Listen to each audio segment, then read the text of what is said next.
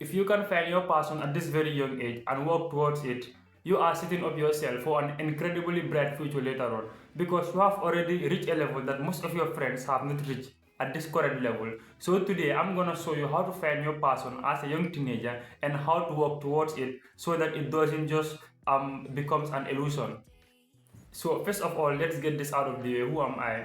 I'm Cherno, a recent high school graduate for those of you who are new here, and also a rising computer science freshman. So I'm grateful that I found out what I wanted to do at a very young age. And I feel like finding your passion is a very great and an exciting moment. It gives you purpose. It gives you a lot of opportunities that you couldn't have otherwise.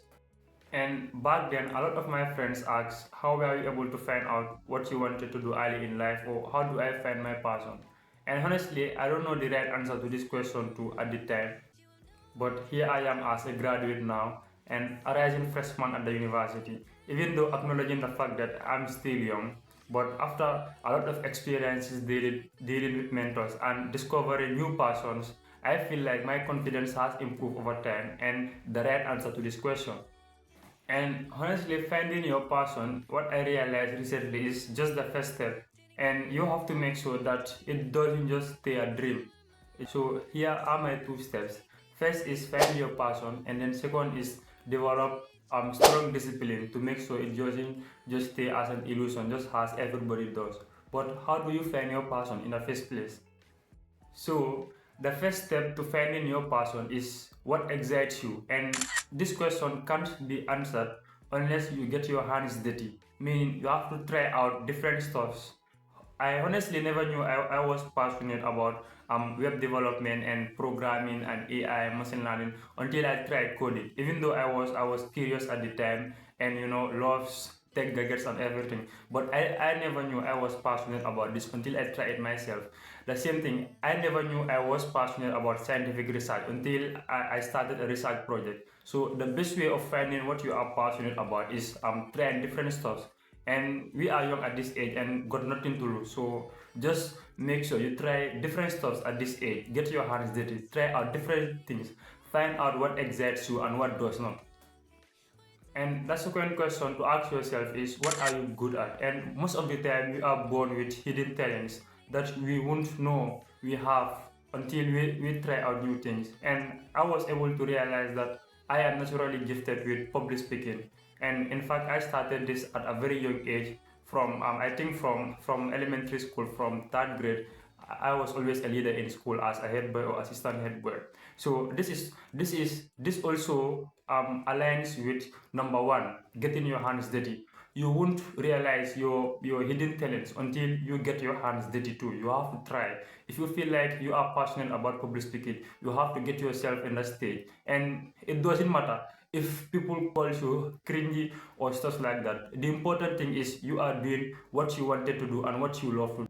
And the third one, which is the most important one in finding your passion, is to forget about the social validation that comes with it. I got a friend recently in 12th grade before we graduate who came up to me and told me that I have a passion for public speaking and all of this stuff you were doing, but I was too shy to involve in them in my 10th grade, just as you did, because my friends will consider this something cringe or something weird. So this is the biggest mistake you can ever do in life.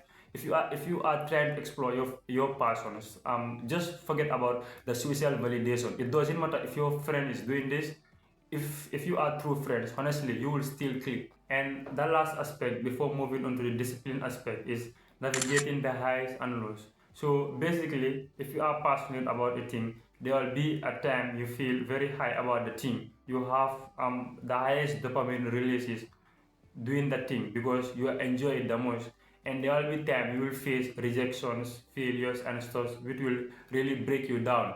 So for me personally, the times I feel the most excited is when I'm giving public speeches, or teaching coding in the club, or being invited to clubs as a keynote speaker, getting internships, I'm speaking with senior developers in the country and stuff like that. And that time I feel the most at my lowest, that time I feel the lowest is when my paper got rejected 3 times before it was accepted.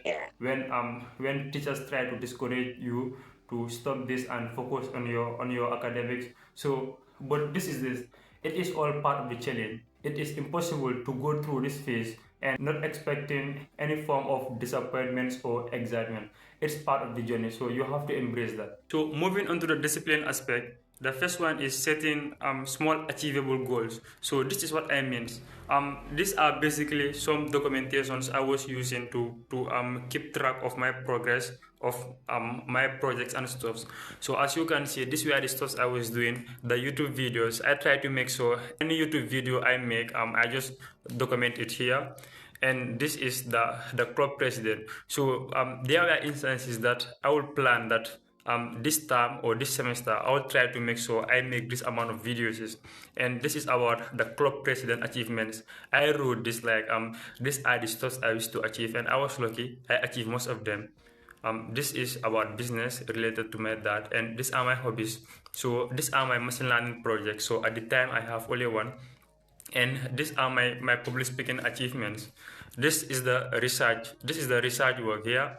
These are my web development stuff, and these are my internship achievements, and this is the collaborative projects I collaborate with others, and these were the skills I possessed at the time, and this was my passion.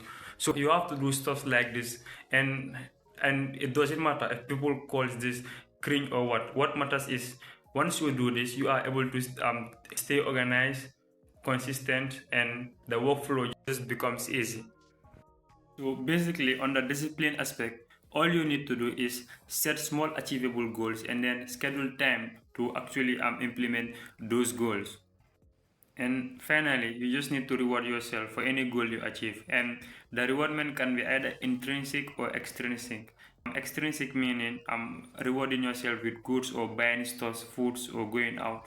And intrinsic meaning just inside feeling good. So for me, I just feel good that I am actually able to achieve this, and I'm able to continue with my next project. So you just have to know finding your passion.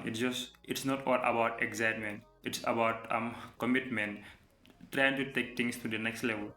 If you enjoy this video, please make sure to subscribe if you have not already, and like.